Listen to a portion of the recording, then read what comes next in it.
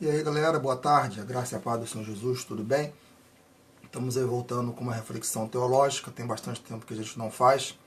E aí vamos entrar dentro de um assunto atual e de uma certa forma muito polêmico. Eu quero pegar o gancho acerca de um segurança que tentou impedir um rapaz de pagar um almoço, uma comida a uma criança. Nessa reflexão teológica, eu não quero analisar a conduta do segurança, se ele estava certo ou se estava errado. Eu quero analisar a nível bíblico se existem situações em que a Bíblia nos recomenda a não ajudar o próximo. Tanto que o tema dessa reflexão é situações em que ajudar o próximo é antibíblico. Então, até que ponto aquilo que o rapaz fez de fato está certo ou não? Todos nós sabemos que a mídia ela é muito sensacionalista, então ela acaba às vezes trazendo situações como essa como propaganda midiática para, de uma certa forma, trazer os seus valores, que muitas vezes não é aquilo que a Bíblia diz, né? Então, a princípio, eu quero começar dizendo o óbvio. E o que é o óbvio? A Bíblia ela é enfática em dizer que ajudar o próximo, não é algo que tem que estar no nosso coração. Ou seja, a Bíblia nos ensina desde Gênesis a Apocalipse, né, de forma muito veemente, que nós temos que ajudar o próximo. Né? Tanto que um dos principais mandamentos é amarás ao teu próximo como a ti mesmo. Ou seja, o amor que eu tenho que ter ao meu próximo é da mesma intensidade ao amor que eu tenho por mim, né?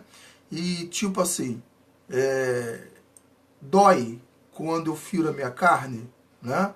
Então, quando eu vejo o meu próximo se machucando, tem que me doer também, não é?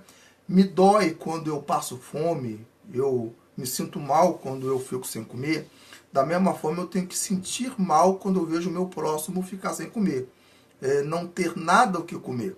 Então, quando o texto diz que eu tenho que amar o próximo como a mim mesmo, está falando no sentido de igualdade.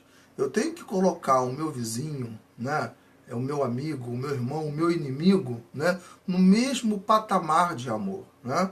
Então, quer dizer, o que acontece com ele, a dor que acontece com ele, tem que ser a minha dor. Por isso que a Bíblia diz, chorai com os que choram e se alegrai com os que se alegram. E aí eu vou, obviamente, trazer alguns versículos bíblicos que enfatiza acerca da ajuda ao próximo, da ajuda ao necessitado. O primeiro é esse, amarás ao teu próximo como a ti mesmo, esse é um dos principais mandamentos.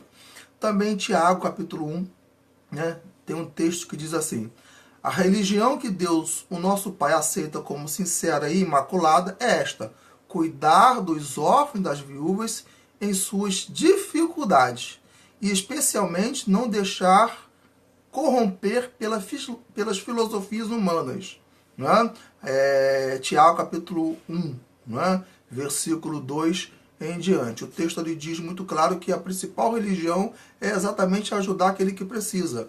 Ajudar o pobre e necessitado, ajudar o órfão e a viúva. Existe um outro texto também, que é lá no Velho Testamento, que está escrito em Isaías, capítulo 58, que diz assim, Deus, sendo muito duro com relação ao povo, será esse o jejum que escolhi?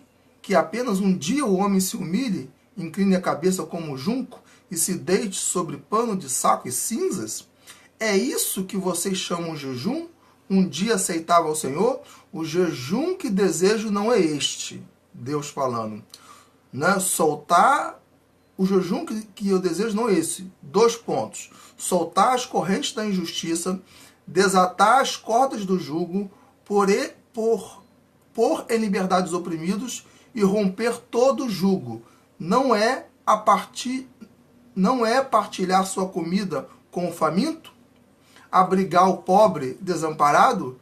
Vestir o nu que você encontrou? E não recusar ajuda ao próximo? Então, quer dizer, o verdadeiro jejum, biblicamente falando, é exatamente a ajuda ao pobre e à necessidade. né? Muito mais do que as regras religiosas que nós seguimos, né? Então, quer dizer, se a gente tiver que escolher entre alguma regra, né, humana, religiosa, e escolher ajudar o pobre e o necessitado, é lógico que, biblicamente falando, é muito mais importante fazer isso, né?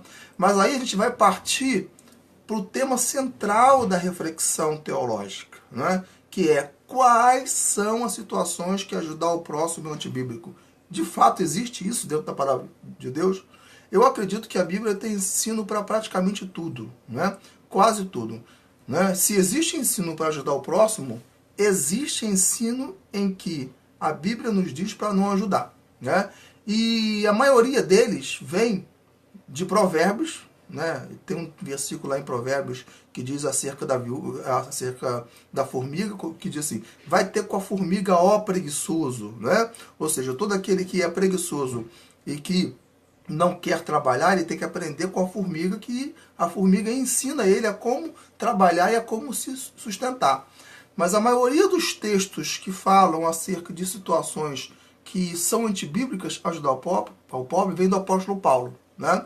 O apóstolo Paulo, percebendo que estava surgindo na igreja os que usavam da boa fé e da bondade do povo, começa então a ensinar que bondade demais também é antibíblico. Eu não estou falando nenhuma heresia, não. Bondade demais também é antibíblico. Bondade demais pode ser sinônimo de burrice. Bondade demais pode nos tornar cúmplice de safados, de 171 e de aproveitadores da fé. Então o apóstolo Paulo, discernindo o que estava acontecendo na igreja primitiva, ele começa a dar uma série de recomendações, né, com relação a ajudar aquele que precisa.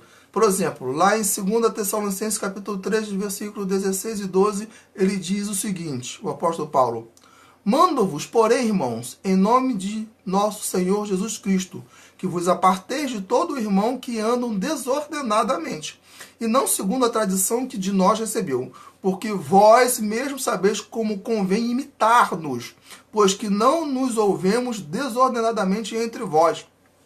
Nem de graça comemos o pão de homem algum, né? Ou seja, ele pagou por aquilo que estava comendo. Ele não aceitou receber nada de graça desde o momento que ele tinha como pagar, né? Mas com trabalho e fadiga, trabalhando noite e dia para não sermos pesados em nenhum de vós, né?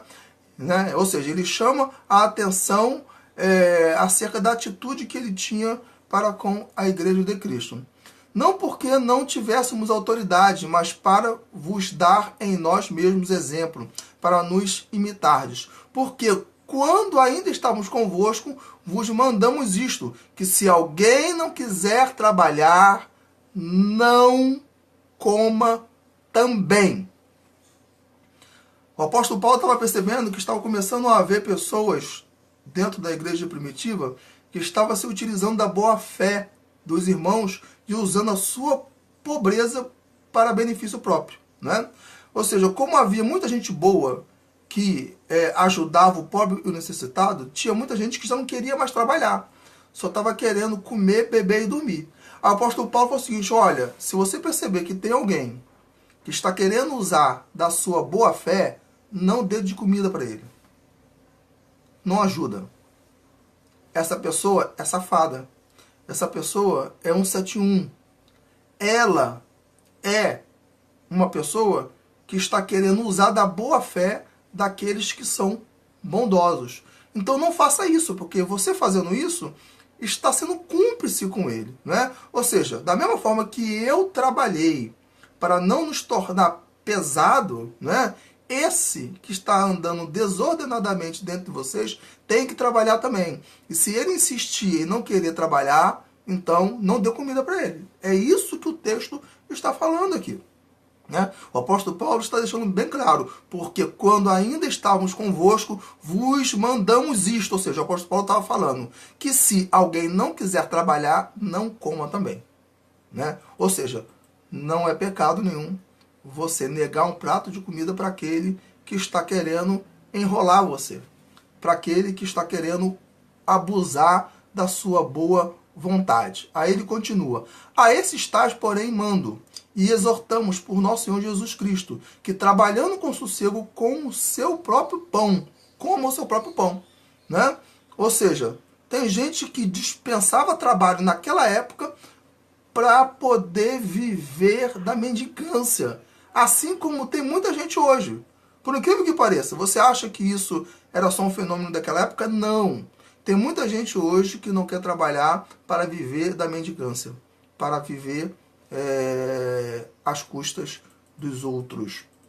Um outro texto, Gálatas, capítulo 6, versículo 9 e 10, que diz assim, o apóstolo Paulo falando: e não nos cansemos de fazer o bem, porque a seu tempo ceifaremos, se não houvermos desfalecidos. Aí ele continua: então, enquanto temos tempo, façamos bem a todos, mas principalmente aos domésticos da fé. E por que ele fala principalmente aos domésticos da fé? Ou seja, a quem é crente, né? A quem nasceu de novo. Porque pelo menos a esse nós conhecemos. Como nós conhecemos, nós temos contato com eles, nós sabemos quem de fato precisa e quem não precisa, né? Não é que ele está falando que a gente não deva ajudar os de fora, a gente deve ajudar os de fora. Só que os de fora a gente não sabe quem é vagabundo e quem não é, né? Então a gente tem que tentar ajudar primeiro os domésticos da fé, porque esse a gente pode ter o crivo, né? E saber quem de fato está querendo comer as nossas custas ou quem de fato precisa. 1 Timóteo, capítulo 5, esse texto é um texto muito interessante, fala acerca das viúvas. Olha só, ele começa a colocar regra dentro da igreja com relação a ajudar as pessoas. Diz assim: mas, se alguma viúva tiver filhos ou netos, aprendam primeiro a exercer piedade para com a sua própria família. Não está falando da viúva, está falando dos filhos e netos. Ou seja, os netos têm que aprender, né, a cuidar dos seus. Ele continua: e a recompensar seus pais, porque isto é bom e agradável diante de Deus. Manda, pois, estas coisas para que elas sejam irrepreensíveis. Mas, se alguém não tem cuidado dos seus, e especialmente dos da sua família, negou a fé e é pior do que o infiel. O que o apóstolo Paulo está falando é o seguinte: olha, se tem dentro da igreja uma família, né, e os pais estão passando fome e necessitado, e eles têm filhos grandes, eles é que são obrigados a cuidar dos pais, não é a igreja, né? Então, se eles deixam os pais de lado, eles são piores do que os não crentes, eles são piores do que os ímpios, né? Aí, nesse mesmo capítulo de 1 Timóteo, capítulo 5, só que o versículo 9 a 16, é um texto longo e eu já estou terminando, diz assim: nunca seja inscrita viúva com menos de 60 anos. Ou seja, ele coloca regras, né? Porque com menos de 60 anos, ele vai explicar que aí se casa, né? E mesmo assim quer continuar vivendo às custas da igreja. Viúvas que não tinham filhos e nem netos para poder ajudar. E só a que tinha sido mulher de um só marido, tendo testemunho de boas obras, se criou os filhos. Olha só, tinha que ter testemunho de boas obras, se criou os filhos, se exercitou hospitalidade, se lavou os pés dos discípulos, se socorreu os aflitos, se praticou toda a boa obra, mas não admites as viúvas mais novas. Aqui está falando de ajuda financeira, mais novas, porque quando se tornam levianas contra Cristo, querem casar-se, tendo já a sua condenação por haver aniquilado a primeira fé, ou seja, o voto, né, de não se casar. E além disto, aprendem também a andar ociosas, de casa em casa, e não só ociosas, mas também paroleiras, ou seja, fofoqueiras e curiosas, falando o que não convém. Quero, pois, que as que são moças se casem, gerem filhos, governem a casa, e não deem ocasião ao adversário de maldizer, porque já algumas se desviaram, indo após Satanás. Aí, terminando, ele diz assim: se algum crente ou alguma crente tem viúvas, socorra-as, e não se sobrecarregue a igreja. Eu vou ler de novo. Se algum crente ou alguma crente tem viúvas, socorra-as, ou seja, ajude-a financeiramente, dê o sustento, e não sobrecarrega a igreja, para a igreja não ficar sobrecarregada, porque ela também tem outras pessoas a ajudar, né? Para que se possam sustentar as que deveras são viúvas de fato, ou seja, aquelas pessoas que não tinham da onde ter outro recurso, que não tinham filhos, que não tinham netos. Hoje a gente tem a aposentadoria, a pensão, tem uma série de coisas, né, que os viúvos hoje recebem, mas naquela época, quem era a aposentadoria dessas pessoas eram seus filhos e netos. Por isso que Jesus ressuscitou o filho da viúva, né? Porque o filho havia morrido antes da mãe, né? E a mãe tinha ficado sem o sustento que era o filho. Então Jesus se compadeceu da viúva e ressuscitou ele. Para quê? Para que ela tivesse uma fonte de renda que era o filho, né? Então existem situações que são antibíblicas a ajudar o próximo. Porque aí a gente acaba participando de safadezas, né? De coisas erradas que muita gente pratica. Terminando, eu, graças a Deus, não deixo de ajudar quem é pobre e necessitado. Sempre na medida do possível eu tento ajudar a quem precisa. Mas eu primeiro faço um crivo, eu primeiro pesquiso. E quando eu dou alguém para essa pessoa ajudar uma outra pessoa, a recomendação que eu faço é: veja se de fato ela está precisando. Veja se de fato ela está dentro daquilo que a Bíblia diz, né? Porque o apóstolo Paulo criou um padrão aqui, né? O padrão é que a pessoa tinha que merecer para receber. Se você for analisar o texto de 1 Timóteo 5, de 9 a 16, você vai ver nitidamente que a viúva, para receber ajuda, né, da igreja, tinha que merecer, né? É isso que está escrito no texto.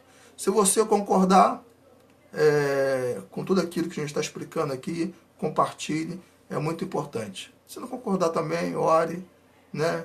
Dê aí os seus comentários e aí nós iremos aceitar numa boa. Graça e paz, Deus te abençoe. Amém.